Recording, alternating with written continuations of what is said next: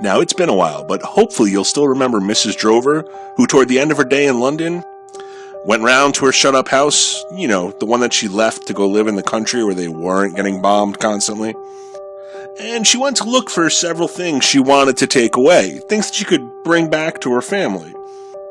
But as we know, that little errand turned into a suspenseful tale. Full of the supernatural, things like letters that appear on hallway tables in locked houses, in which Mrs. Drover is horrified by the mere thought of her long-lost lover, and ends with her being driven into a hinterland of deserted streets, screaming for her life.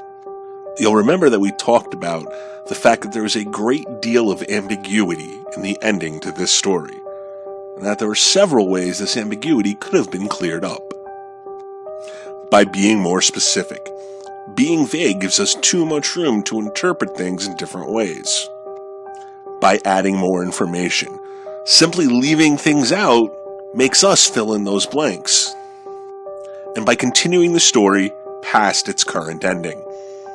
If you want us to know what happens next, tell us what happens next. Don't make us guess. In Elizabeth Bowen's The Demon Lover, there is textual evidence to support several interpretations of the conclusion.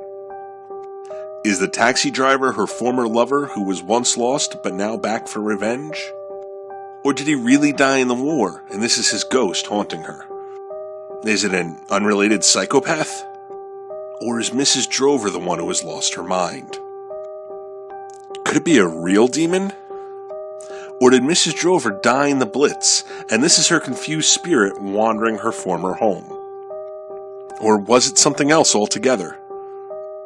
What do you think? And more importantly, what can you support?